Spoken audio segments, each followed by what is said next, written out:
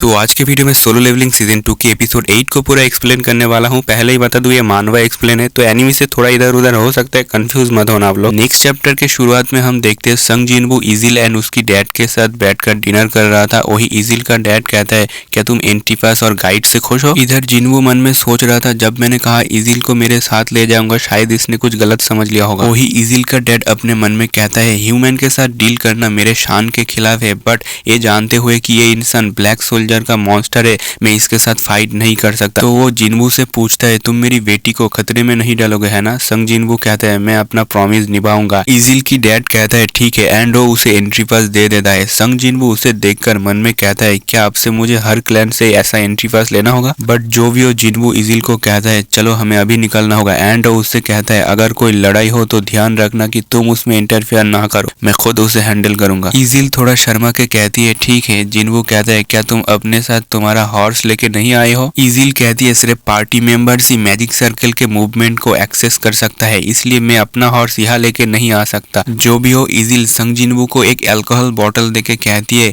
ग्रैश clan के head को ये पसंद है, मेरे पापा ने इसे बनाया है। संग जिनवू कहता है, तो क्या हुआ? इजिल कहती है, अगर हम इसे लेकर जाएंगे तो उनके साथ नेगोशिएट करना आसान होगा। जिनवू पूछते है, क्या तुम्हारे साथ ग्रैश क्लैन का फ्रेंडली रिलेशनशिप है? इजिल कहते है, अरे नहीं, डेमन वॉल में हमेशा क्लैन के बीच रैंकिंग को लेकर झगड़ा होता था, बट उनके साथ हमारा कोई फ्रेंडली रिलेशनशिप नहीं है। संग जिनवू कहता है, तो अब बस तुम यहाँ पर वेट करो, मैं ज्यादा टाइम नहीं लूंगा। जिनवू अपना आर्मी बाहर निकल लेता है और कुछ ही टाइम बाद ग्रैश क्लैन के कैसल से जोर जोर से चीखे सुनाई दे रहा था। सीन चेंज होता है हंटर एसोसिएशन में। हम देखते वही नेशनल लेवल हंटर चेयरमैन गोगुन ही से मिलने के लिए आया था। वो हंटर कहता है, अगर मैंने सही सुना है तो साउथ कोरिया के 10th एस रैंक हंटर संग जिनवू या जो भी है उसका फिलहाल कोई अता पता नहीं है। जिनचुल कहता है, हमारा मॉनिटरिंग डिवीजन उसे लोकेट करने की कोशिश कर रहा है। नेशनल लेवल वो हंटर कहता है, मैं कैसे तुम पर भरोसा करूं? इस पर जिनचुल कहता है, साउथ कोरिया की हंटर एसोसिएशन इतना भी बेवकूफ नहीं है कि वो एक नेशनल लेवल हंटर के सामने झूठ बोलेगा। वो हंटर थोड़ा मुस्कुरा के कहता है, तो ऐसा है क्या? वही गोगुन ही मन में कहता है, शायद ये हुआंग डोंगसू के वजह से आया होगा। वो हंटर कहते हैं, मैं यह साउथ कोरिया के हंटर एसोसिएशन से हुआंग डोंगसू को देश में एंट्री देने से मना करने का रिक्वेस्ट लेके आया था, बट ऐसा लगता है कि आपने पहले ही प्रॉब्लम को सॉल्व कर लिया है। गोगुन ही कहता है, तुमने सही कहा। जो भी हो वो हंटर कहते हैं, जल्दी काम खत्म हो गया, अगर मुझे कोई और चीज चाहिए तो मैं कॉल कर लूंगा। गोगुन ही उसके सामने खड़ा था, तो वो अपने मन में कहता है, मैं तो इसके सामने बच्चा जैसा लग रहा हूँ। वो हंटर जाते हुए कहता है, मैंने सुना है कि साउथ कोरिया बहुत परेशानी में है जेजू आइसलैंड के सिचुएशन को लेकर। वो कहता है, मैं जेजू आइसलैंड रेड पर हेल्प करना चाहता था, बट मैं एक बिजी आदमी हूँ, इसलिए बहुत बुरा हुआ। लेकिन कहानी अलग होता अगर साउथ कोरिया के पास मुझे नौकरी पे रखने के लिए पैसा होता तो। बाय द वे मैं जा रहा हूँ, मुझे प्लेन भी पकड़ना होगा। जिनचुल कहते हैं, मॉनिटरिंग डिवीजन से कोई हंटर को भेजो आपको कंपनी देने के लिए। वो हंटर कहता है, जो करना है करो, लेकिन हमारी ये बातचीत बाहर ना जाए। उसके जाने के बाद गोगुन ही कहता है, तो ये है नेशनल लेवल हंटर, और गाइस इस हंटर का नाम है थॉमस। बाद में इसके बारे में आगे जाके एक्सप्लेन करूंगा। जो भी हो गोगुन ही कहता है, हमें गलत फहमी थी कि ये हमें हेल्प करेगा। जिनचुल कहता है, डोंट वरी, जापान के कॉर्पोरेशन ने ऑलरेडी कंफर्म किया है कि जापान के एनरोमास गिल्ड का एक हंटर साउथ कोरिया विजिटिंग के लिए आ रहा है। सीन चेंज होता है डेमन कैसल डंजन में। हम देखते बहुत सारे हाई डेमोन्स को मारने के बाद जिनवू का लेवल अब 87 हो चुका है, एंड उसी के साथ इग्रिस और बाकी सारे शैडो का लेवल भी मैक्स हो गया है। एंड अगर मोनार्क यानी जिनवू परमिशन दे तो ये सभी प्रमोट हो जाएगा। संग जिनवू परमिशन दे देता है। हम देखते इग्रिस प्रमोट होकर नाइट से इलाइट नाइट बन जाता है, एंड उसके बॉडी से ऑरा निकल रहा था। इग्रिस अब एक एस रैंक हंटर के बराबर हो चुका है, और टैंक का पावर एक हाई ए रैंक हंटर के बराबर हो चुका है। तभी पीछे से इजिल कहती है, सर जिनवू। जिनवू कहता है, तुम्हें मुझे सर कहने की जरूरत नहीं है। इजिल पूछती है, क्या तुम्हें पता है तुमने कितने क्लैन को डिस्ट्रॉय किया है? जिनवू कहता है, अगर देखा जाए तो ये 89 फ्लोर है, तुम्हारा क्लैन को छोड़कर शायद ये 9 नंबर क्लैन होगा। इजिल कहती है, 90 फ्लोर से स्टार्ट करके हर फ्लोर की निगरानी हाई रैंक नोबेल क्लैन की द्वारा की जाएगी, एंड वो लोग पूरी तरह से अलग लेवल पर है, बट अगर तुम उन्हें मना सको तो वो शायद मेरे क्लैन की तरह तुम्हें भी एंट्री पास दे देगा। इस पर जिनवू कहते हैं, अगर मैं तुम्हारे क्लैन से कमजोर होता तो क्या तुम मुझसे बातचीत करते? जिनवू कहते हैं, तुमने कहा कि रैंकिंग के कारण डेमन क्लैन के बीच हमेशा भयानक लड़ाई होती है, तो मैं रेडिस क्लैन को फास्ट प्लेस पर पहुंचाऊंगा, टेंशन मत लो। इजिल पूछती है, सर जिनवू तुमने मेरे क्लैन को माफ क्यों कर दिया? संग जिनवू कहता है, क्योंकि मुझे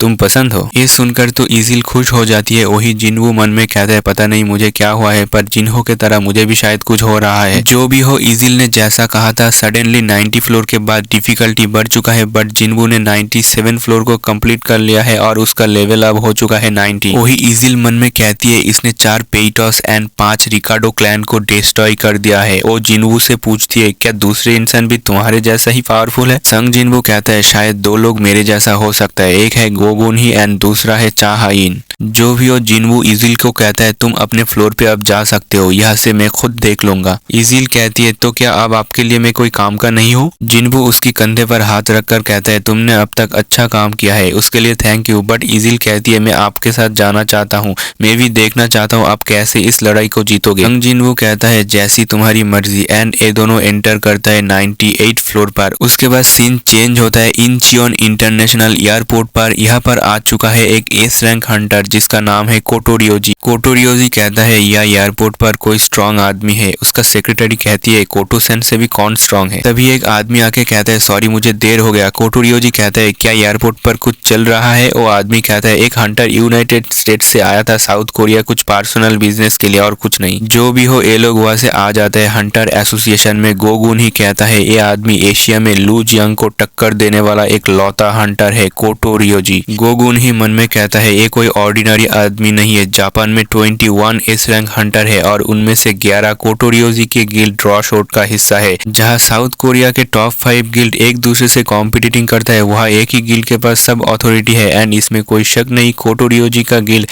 चीन के गिल्ड के बाद एशिया में ये सबसे बड़ा गिल्ड है। हम देखते वही लड़की कहती है मेरा नाम है हनिकावा और मैं यहाँ पर ट्रांसलेटिंग इंचार्ज के लिए आया हूँ, यानी ये कोटोरियोजी के बात को ट्रांसलेट करके बताएगा सबको। हनिकावा कहती है हमने उस डिजास्टर के बारे में सुना है जो कुछ दिन पहले हुआ था, तो हम जेजू आइसलैंड को अब अनदेखा नहीं कर सकते, इसलिए हम साउथ कोरिया को अपना पूरा सपोर्ट देने का वादा करते हैं। कोटोरियोजी कहते हैं अगर शॉर्ट में कहूँ तो हम जिसके लिए यहाँ पर आए हैं वो है कि हम सब एक होकर इलाइट हंटर्स को लेके एक एलाइट फोर्स बनाएंगे। गोगुन ही कहते हैं तो तुम कहना चाहते हो एक एलाइट फोर्स बनाओगे एंड जेजू आइसलैंड के एंट कॉलोनी पर हमला करोगे? कोटोरियोजी कहते हैं हाँ यही है। गोगुन ही कहते हैं मैं जानता हूँ जापान के टॉप हंटर्स गिल्ड के पास बहुत टैलेंट है, बट जेजू आइसलैंड पर एंटर करना बहुत ही डेंजरस होगा। कोटोरियोजी कहते हैं क्योंकि एक एस रैंक गेट है इसलिए हमने इसके लिए पूरा प्रिपेयर्ड प्लान किया है। हनिकावा गोगुन ही को उस एंट्स मॉन्स्टर का डेटा दिखाता है जो उन्होंने इन्वेस्टिगेशन करके पता लगाया है। कोटोरियोजी कहते हैं हर एंट मॉन्स्टर एक टॉप ए रैंक हंटर के बराबर पावरफुल है, बट उनमें एक कमजोरी भी मौजूद है जो है लाइफ स्पैन, यानी ये सभी मॉन्स्टर 1 साल तक ही जिंदा रह सकता है। दूसरे शब्दों में कहा जाए तो हम अगर एंट क्वीन को मार सकते हैं तो 1 साल बाद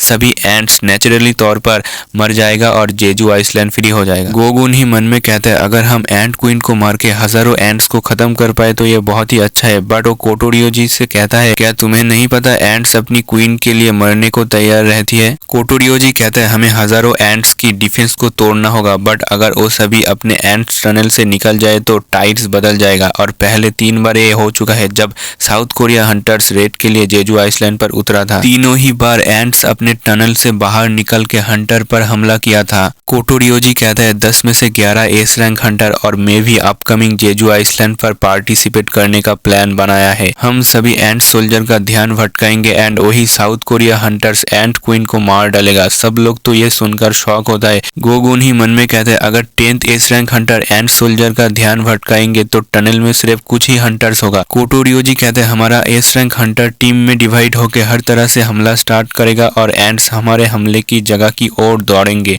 एंड क्वीन को अकेला छोड़ देंगे। वही साउथ कोरिया हंटर्स एक हेलीकॉप्टर के मदद से आइसलैंड पर घुसपैठ करेंगे, क्वीन को खत्म करेंगे एंड उसी हेलीकॉप्टर के साथ आइसलैंड छोड़ देंगे। जो भी हो यहाँ पर कोटोरियोजी इस जेजू आइसलैंड रेड पर इसलिए जा रहा है क्योंकि उसे नेशनल लेवल हंटर में प्रोमोट होना है एंड उसने जो ऑफर दिया है गोगुन ही भी उसे रिजेक्ट नहीं कर सकता। बट प्रॉब्लम यह है कि ये लोग एक एस रैंक डंजन बॉस यानी एंट क्वीन को मार पाएगा, लेकिन ये डेफिनेटली हो सकता था अगर वो लड़का संग जिन्वू इन एस रैंक हंटर के साथ कोऑपरेट करता क्योंकि उसने अकेला ही एक ए रैंक डंजन को संभाल लिया था एंड गेट को क्लोज कर दिया था। जो भी हो गोगुन ही कहता है हम लोग डेटा रिव्यू करके एक ऑपरेशन प्लान सबमिट कर देंगे। वही दूसरी तरफ डंजन के अंदर संग जिन्वू का लेवल हो चुका है 93 एंड वो लोग आखिरकार पहुंच चुका है 100 फ्लोर पर। हम देखते आसमान से एक ड्रैगन मॉन्स्टर उड़ के आता है एंड उसके ऊपर सवारी कर रहा था डेमन किंग बारान। जिन्वू तो इसे देखकर मन में कहता है ये कोई ऑर्डिनरी ऑरा नहीं है, क्या मैं इसके खिलाफ जीत पाऊंगा। वही इजिल मन में कहती है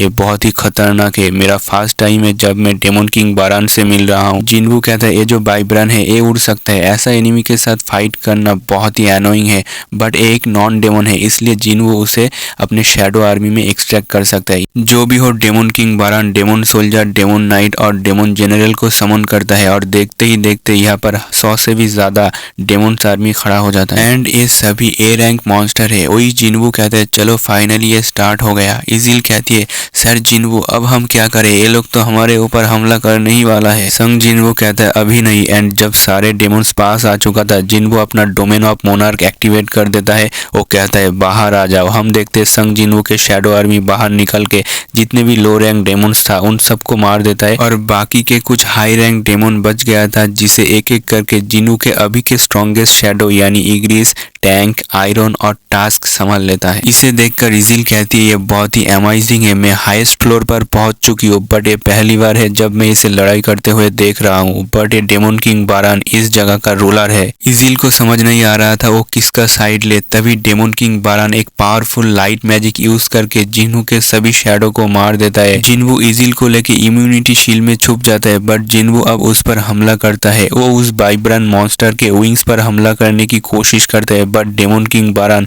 अपने लॉन्ग शॉट से उसे रोक लेता है एंड जिन्हू पर उल्टा हमला कर देता है। जिन्हू बहुत दूर जाके गिरता है। बारान उस पर एक जबरदस्त हमला कर देता है बट जिन्हू पहले से ही वहां से हट जाता है। वो कहता है ये तो बहुत ही फास्ट हो गया है, ये मुझे पकड़ लेगा और पता नहीं मेरा रॉब कब तक डैमेज को झेल पाएगा। तभी जिन्हू देखते हैं टास्क ने बारान पर आग से जबरदस्त हमला कर देता है। हम देखते वो आखिरकार उस ड्रैगन वाइब्रन से नीचे गिर जाता है। जिन्हू कहते हैं अब होगा असली फाइट। बारान भी तलवार लेके आगे बढ़ रहा था टास्क की तरफ। टास्क प्रोटेक्शन बैरियर यूज करता है बट कोई फायदा नहीं, एक ही स्लैश में वो खत्म। संग जिन्हू का माना पावर बहुत तेजी से गिर रहा था। संग जिन्हू को हेल्प करने के लिए टैंक भी यहाँ पर आता है बट बारान उसे भी एक ही झटके में मार देता है। आखिर लास्ट में इग्रिस आके बारान के राइट हैंड पर अपने तलवार से वार करता है। इसी चीज का फायदा उठा के जिन्हू उस पर वाइटल स्ट्राइक कर देता है बट बारान उसे भी रोक लेता है। जिन्हू तो बहुत ही शॉक हो जाता है इसे देखकर। बारान उसका सर पकड़ के मारने ही वाला था तभी इग्रिस एंड आयरन आके अपने तलवार से बारान का शॉट रोक लेता है। वही जिन्हू अपना 2 खंजर डेमन किंग बारान के सीने में घुसा देता है एंड उसे अच्छा खासा डैमेज देता है बट बारान गुस्से में अपने ऑरा निकालता है। हम देखते उसने फिर से दोनों हाथों में 2 नया तलवार निकाल लिया है। संग जिन्हू भी सेम फुल स्पीड में उसके तरफ अटैक करने दौड़ता है। हम देखते इन दोनों का तलवार एक दूसरे से टकराता है। जिन्हू उस पर एक अल्टीमेट वाइटल स्ट्राइक कर देता है लेकिन बारान फिर से थंडर लाइट यूज करता है एंड जिन्हू के दोनों तलवार उसके हाथ से नीचे गिर जाता है। बारान उस पर फिर से वही थंडर लाइटिंग यूज करने वाला था। जिन्हू तो शॉक होता है कि इसका माना अभी तक खत्म नहीं हुआ। हम देखते इजिल एक तलवार बारान के ऊपर फेंक के मारती है एंड उसका ध्यान भटक जाते ही जिन्हू डोमिनेटर टच स्किल यूज करके एक अल्टीमेट पंच मार के डेमन किंग बारान को मार डालता है। उसका सोल भी वो कलेक्ट कर लिया था एंड आखिरकार एक क्वेस्ट कंप्लीट हो चुका है। संग जिन्हू बैठ जाता है और इजिल से कहता है अब तुम्हारा रेडिस क्लैन सबसे ऊपर है। क्वेस्ट कंप्लीट करके संग जिन्हू का लेवल पहुंच चुका है 97 पर। डेमन किंग बारान को मार के उसे बहुत कुछ आइटम मिला है जस्ट लाइक एक डेमन मोनार्क रिंग और इससे जिन्हू का सेट आइटम इफेक्ट यानी उसे मिल जाता है डेमन किंग का प्यूरिफाइड खून एंड यही एक लास्ट आइटम उसे चाहिए था हॉली वाटर रेसिपी को बनाने के लिए। जिन्हू उसे क्राफ्टिंग के लिए इस्तेमाल कर देता है लेकिन इसका जो सक्सेस रेट है वो डिपेंड करता है कौन उसे बना रहा है। इसे देखकर तो जिन्हू शॉक होता है। वो कहता है अगर मेरे इंटेलिजेंस पर एक क्राफ्टिंग रेट डिपेंड करता है तो मैं अपना पूरा स्टैट इस पर लगा देता। जो भी हो टाइमर खत्म होने के बाद क्राफ्टिंग सक्सेसफुल हो चुका है। संग जिन्हू तो बहुत ही खुश होता है। अब उसके पास 6 हॉली वाटर रेसिपी मौजूद है बट ये रेसिपी बनाने के लिए उसका एक आइटम पूरा इस्तेमाल हो गया है जो है इकोइंग फॉरेस्ट का spring water. By the way अब जिन्हू के पास हॉली वाटर ऑफ लाइफ मौजूद है एंड एक एस क्लास आइटम है जिससे किसी भी बीमारी को ठीक किया जा सकता है। लेकिन जिन्हू मन में कहता है क्या ये मेरी मॉम की बीमारी को ठीक कर पाएगा, इसे चेक करने के लिए मुझे अभी हॉस्पिटल जाना होगा। वही आयरन उस ड्रैगन मॉन्स्टर को खींच के जिन्हू के पास ले आया है। जिन्हू उसे एराइज कर लेता है। इसे देखकर तो इजिल भी शॉक होती है। जिन्बू डेमोन्स को अपने शैडो में शामिल नहीं कर सकता, बट उसने वाइब्रेंट को एराइज कर लिया है। जिन्बू को इसका नाम रखने में दिक्कत हो रही थी, बट आखिर में इसका नाम वो रखता है काइजल। संग जिन्बू को अभी उसके मॉम के पास जाना था, बट वो अपने क्विस्ट के रिवॉर्ड को ऐसे ही नहीं छोड़ सकता। और रिवॉर्ड को ओपन करते ही उसे एक शैडो एक्सचेंज रून स्टोन मिलता है। बेसिकली वो इससे अपने कोई भी शैडो के साथ खुद को एक्सचेंज कर सकता है, चाहे वो कितना भी दूर क्यों ना रहे। बट एक बार इसे यूज करने के बाद फिर से वो इसे 3 घंटा बाद ही यूज कर पाएगा। संग जिन्बू कहता है इजिल तुम्हें अपने क्लैन में खुद जाना होगा, मैं तुम्हें दोबारा मिलूंगा अगर मुझे मौका मिला तो। एंड वो शैडो एक्सचेंज स्किल यूज करके वो अपने पड़ोसी के एक गली में टेलीपोर्ट हो जाता है। संग जिन्बू काइजल को बाहर निकल के उस पर चढ़ के अपने मॉम के पास जा रहा था, शहर के ऊपर से उड़ के। सीन हंटर एसोसिएशन में शिफ्ट होता है। गोगुन ही अभी भी परेशान था। ओ जिनचुल कहता है कोटोryuji का प्लान है कि आइसलैंड पर वो सिग्नल जैमर यूज करेगा, क्योंकि एंट एक दूसरे से वेवलेंथ के जरिए कम्युनिकेट कर सकता है। गोगुन ही कहता है फिर हमें एंट क्वीन को और उसके गार्ड को संभालना होगा। तभी अचानक गोगुन ही को एक मैजिक वेवलेंथ बहुत दूर से महसूस होता है। वही बेक्यून हो किसी के साथ बैठा था। वो कहता है क्या तुम्हें ये महसूस हुआ? वो हंटर कहता है मैं रिटायर हो चुका हूँ, लेकिन मेरा रैंक ड्रॉप नहीं हुआ है। एंड ये और कोई नहीं एस रैंक हिलर मिन बियोंगू है, जो जेजू आइसलैंड में 3 बार रेड मार के फेल होने के बाद रिटायर ले लिया है।